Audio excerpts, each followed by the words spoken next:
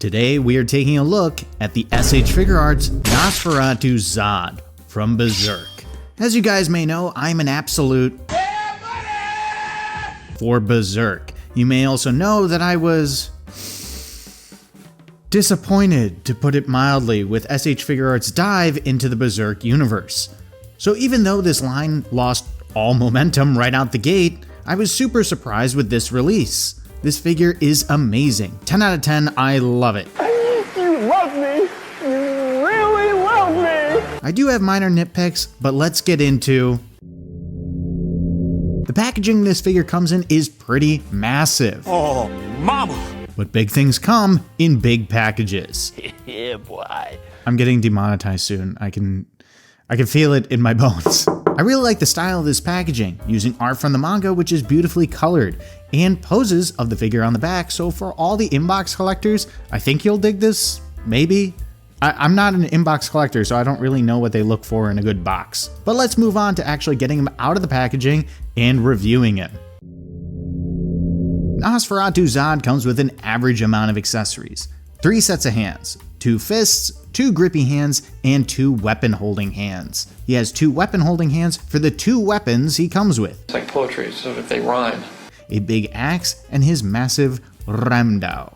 The metallics are really well done. They look worn, like they've been through a lot of fighting. There are also lots of nicks and scratches sculpted onto the weapons, which is great attention to detail and also very fitting for the character. ZODD also comes with 3 interchangeable faceplates: neutral, gritted teeth, and yelling.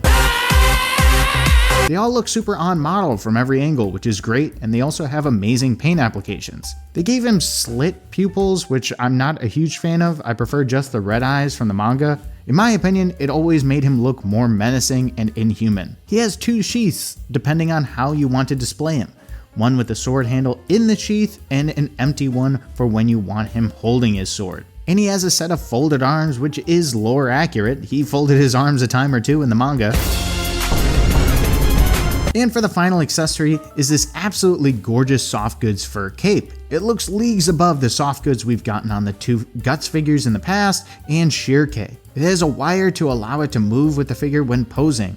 My only gripe with this cape is that when you have it on the figure, it kind of buries the head sculpts in certain poses. So I wish they made the neck a tiny bit longer so the head sculpts didn't get lost in the puffy fur. Today's video is brought to you by Decent Customs Workshop. This is where you can buy a lot of my custom paintwork. I showcase designs from artists all around the community, and I'm constantly adding new things to the site, such as these fantastic gargoyle bases that are perfect for elevating your displays and giving them some much needed dimension. I also put these Berserk bases on the site in honor of this video. I'm offering a 15% off sale right now if you use code ZODD15. There are blank and painted options on my site, so you can either pay to have it done by me or buy it blank and showcase your own customizing capabilities. I'd love to see your guys' work. Click the link in the description below to check out DecentCustomsWorkshop.com after the video, and I'm sure you'll find it's more than just decent. They did not skimp when it came to detail on this figure. He looks like he jumped right out of the manga. Similar to the weapons, his armor has great metallics. My favorite part is this cool looking demon buckle thing.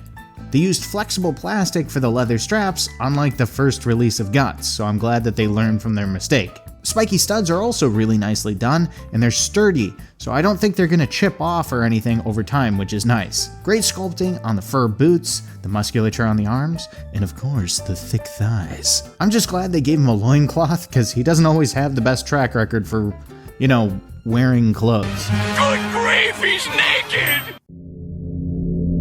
I know different teams work on different lines over at Tamashii, but I don't think they talk to each other majority of the time. The reason I say this is because if the Berserk team talked to the Dragon Ball Z team for like 5 minutes, they would have been able to make proper shoulder joints instead of these weird half cup things that are super limiting. Besides the weird shoulder joints, articulation is pretty basic on this guy. You get great neck movement even with the pelt on. Arms go up about this far, and you can get 360 out of them without the pelt getting in the way at all. You get a bicep swivel, double jointed elbows, and let's talk about the wrist joints. I don't know why with this line they are struggling so hard with wrist joints. Both Guts figures had wrists that flopped under the weight of their weapons, and now you have this figure. that aren't as bad, but they still pop off extremely easily, so you gotta be gentle when posing, otherwise it'll just pop off. Because of the armor, the ab crunch is a tad limited, but by no means horrible. The loincloth is made out of a soft, flexible plastic, so the legs get full range, with a thigh cut, double jointed knees, but unfortunately, no boot swivel. Pretty good ankle rocker, and you get toesy articulation. Yippee! The scaling for Zodd is... That's pretty good.